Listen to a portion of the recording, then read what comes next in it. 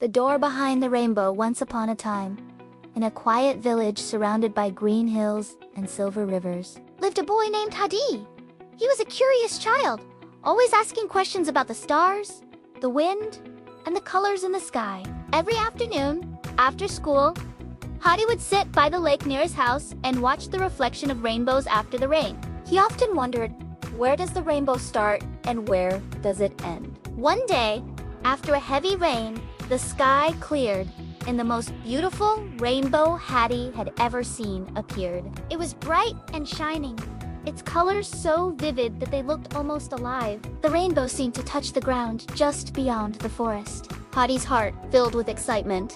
He decided he would find where the rainbow ended. He ran through the wet grass, past the tall trees, and into the forest. The air smelled fresh and full of magic.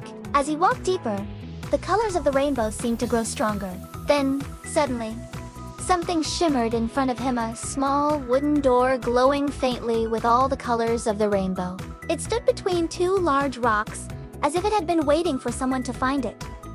Hadi blinked, unsure if it was real. He reached out, touched the door, and it felt warm like sunshine. Carved above the handle were glowing words, "Only the pure of heart may enter." Hadi hesitated for a moment. Then, took a deep breath and opened the door. A rush of light surrounded him. He closed his eyes, and when he opened them again, he was no longer in the forest. He was standing on a floating bridge made of shining glass, with rainbows swirling below. The sky was painted in colors he had never seen before: soft golds, glowing blues, and sparkling pinks. The air was filled with gentle music, like the sound of laughter mixed with the wind. Hadi took a step forward, amazed. Tiny creatures with wings like butterflies flew around him, giggling.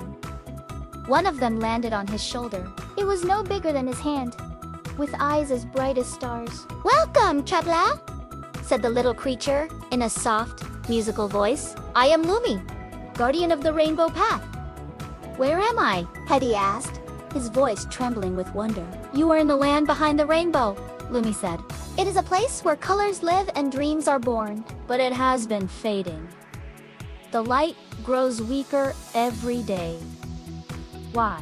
Hadi asked quickly. "Because the rainbow heart has been stolen," Lumi replied sadly. "Without it, our world will vanish into darkness.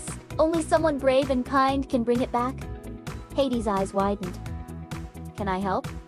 Lumi smiled. "If your heart is pure, then yes, follow me." They crossed the shining bridge and entered a valley made entirely of color. The trees had crystal leaves, and rivers flowed with glowing light. But as they went deeper, the colors grew dim, turning gray. Lumi pointed to a dark mountain in the distance. "The thief lives there. The Shadow Keeper. He hides the rainbow heart inside his cave."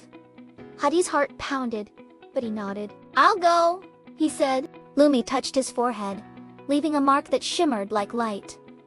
"This will protect you from the shadows," she said. The journey to the mountain was long. Hadi climbed hills, crossed silver streams, and faced strange creatures. At one point, dark mists surrounded him, whispering lies. "You are too small," it hissed. "You can't save anyone." But Hadi remembered Lumi's words and whispered back, "I may be small, but I'm brave."